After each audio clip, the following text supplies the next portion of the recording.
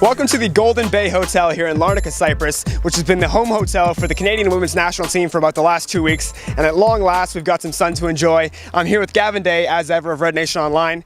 Gavin's been with us for the entirety of the tournament. Gavin, you've had the chance to see this team play 3 games against 3 quality teams, and it's been 3 good performances for Canada. What has stood out for you watching Canada play here in Cyprus? I think they've actually overcome some not superb play. Of course, in January in Vancouver, they had some relatively easy opponents to squeak by against. They've had some games here against especially Italy and the Netherlands where they were challenged. They were made to work for it.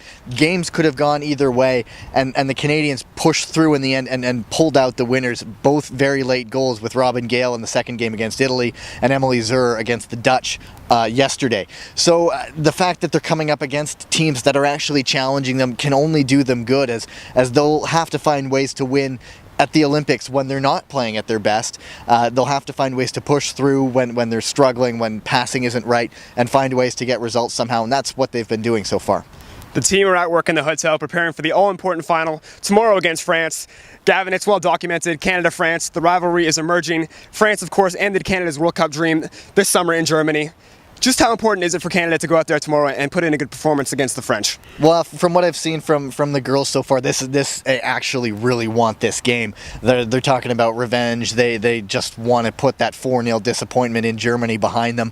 France is one of those teams that has come such a long way in the last few years. They are now one of the more potent teams in the tournament. And from a little side note, France has brought some television crews down here, and they've been broadcasting it. So there is an interest, and so I mean, it can only do good things if they can at least put in a good performance, put up a challenge against France. And of course, a championship here in Cyprus where they pick up the win would be even better.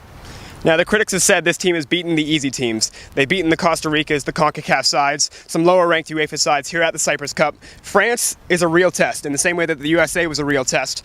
How much of a measuring stick is this going to be for what we can expect from this team going into the Olympics this summer in London?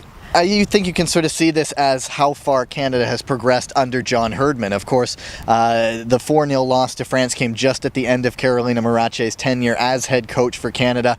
And since John's taken over at the end of 2011, we've seen them play those easy, somewhat easier sides. It wasn't the strongest Brazilian team that they beat in the Pan American Games final. So this is really a first real test, apart from that game against the United States in Vancouver, where they can see where they are. They've had a lot of the easier games where they've sort of just gone through the motions and picked up the win. That U.S. game was a very tough test for them, obviously, and this will be against a team that's somewhat comparable to them. It's at the Canadian level. It's a winnable game, but it really is. We'll really be able to see where Canada is in the grand scheme of things. It's often said in football that the best teams win games that they don't deserve to win. I wouldn't say that's been the case here, but certainly the win against Italy and the win against the Netherlands were late, gutsy wins by Canada, with players stepping up late in the match. What can you take away from that, which suggests that maybe the character of this team is really growing in strength? The character of the team and the unity of the team. They are a bunch of together ladies. They enjoy each other's company. Every time I see them, I'm blown away by just how together they are. They've pulled out these late wins and they cheer each other on. I mean, it was Emily Zur who made her first appearance for Canada against the Dutch since last year. John Herdman left her off the squad in Vancouver, and she pops up with the last, the header in the last 10 minutes of the game. It just does speak to the spirit of this team that with the unity that they have, and I think they have the right coach with Herdman, that I think we might be in for something special. Now, you've made your bread and butter in this industry covering the men's national team. Over the last 10 days, you've really had a chance to immerse yourself in the women's national team and John Herdman's program here in Cyprus. How has that experience been for you? It's been pretty special, to be totally honest. I mean, with the men's team, we get a couple minutes with them off the bus before the game or after a game. With these ladies, I've gotten to know them a bit, speaking to them. I'm not staying at your hotel, but I am getting some time to get to know them a little bit. And it is infectious, their enthusiasm. They really want to do well for Canada. They really want to do well for themselves. They obviously don't have, especially with the folding of the WPS, they don't really have a professional career to get back to. That'll come after the games where they are focusing pretty much solely on the Olympics.